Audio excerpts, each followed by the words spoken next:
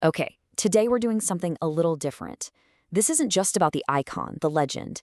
We're taking a really clinical, but also, human and ultimately tragic look at the hard evidence.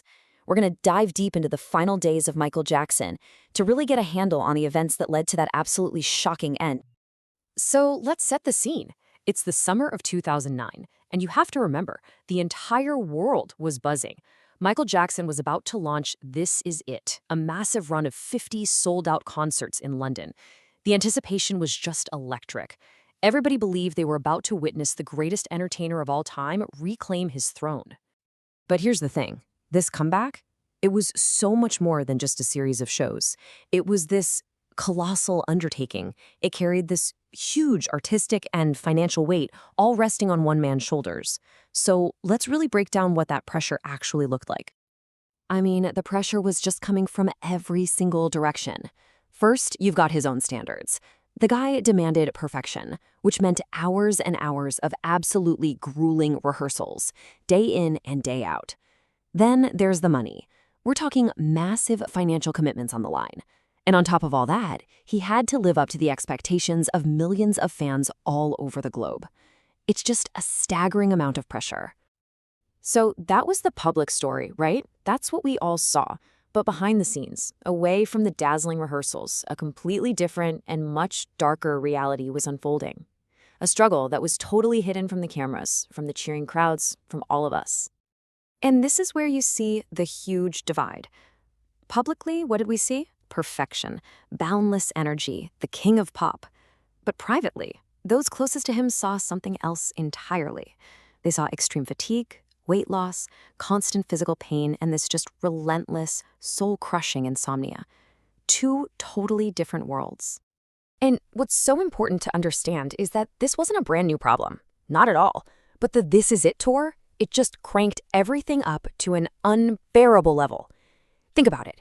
With every single day of those grueling rehearsals, sleep became more and more essential, but it also got harder and harder to come by. His body was trapped in this devastating cycle.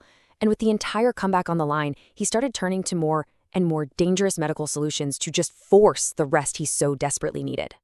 And that brings us to the medical dossier. Because in those final weeks, as all of this pressure just kept mounting, a powerful and incredibly dangerous substance entered the picture. And it basically set the stage for total disaster. And that substance was propofol. Now, it is absolutely critical that we understand what this stuff is. This is not a sleeping pill. It is a powerful surgical anesthetic. The medical literature is crystal clear on this. It's intended only for hospital settings, given by trained anesthesiologists with constant patient monitoring. It was never, ever meant to be used in someone's home, and especially not for insomnia. Just no way. So, what does constant medical supervision actually mean? Well, it means you've got heart monitors tracking every single beat. It means you've got breathing equipment right there in case someone's respiratory system starts to shut down. And it means you have trained specialists who know how to respond in a split second. Now, in Michael Jackson's bedroom, none of that was there. Not one of those safeguards existed. Absolutely nothing.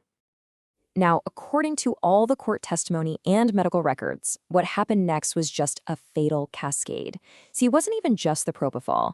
First, he was given multiple other sedatives. Then, propofol was added on top of that whole cocktail. And this combination dangerously suppressed his breathing, it slowed his heart rate way down, and it put him into this incredibly deep, vulnerable state with, again, absolutely no monitoring whatsoever. So just think about it for a second. You've got a powerful anesthetic, zero safeguards, and a cocktail of other drugs all mixed together. The situation was, quite literally, a ticking time bomb. At that point, a tragic outcome wasn't just a risk anymore. It was an inevitability.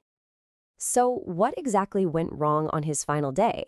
How did this whole chain of misjudgment finally lead to that inevitable conclusion? The timeline from here is just tragically simple and so fast. That morning, the lethal combination of drugs was given. By midday, he was found completely unresponsive, not breathing. And by the time paramedics finally arrived that afternoon, well, there was nothing they could do. It was already far too late.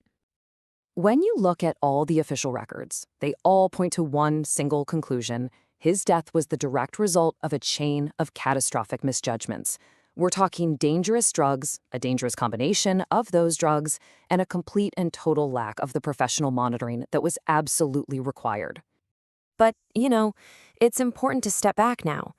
Because beyond all the clinical facts, beyond the medical charts and the court documents, there was a human being at the center of all this, an artist who lived under a kind of weight that, honestly, very few of us can even begin to comprehend. It's so easy to get lost in all the technical details of how he died, but it's just so vital that we remember the person. This was an artist who literally gave everything he had to his craft, and he did it all while living with chronic physical pain and trying to meet this impossible global standard of expectation that was placed on him. And the world's reaction really proved just how much he meant. In the days after he passed, millions of fans just spontaneously gathered all across the globe. You saw it in city squares, outside concert halls, people holding candles, playing his music, and just grieving together for the artist who had been the soundtrack to their entire lives. And that really brings us to the final and maybe the most important point of all this. Look, his final days were, without a doubt, shaped by medicine, by pressure, by sheer exhaustion. The medical dossier, it's a cold, hard document. It tells us how he died. But his legacy, that's something completely different. That's shaped by his art, his innovation, his inspiration.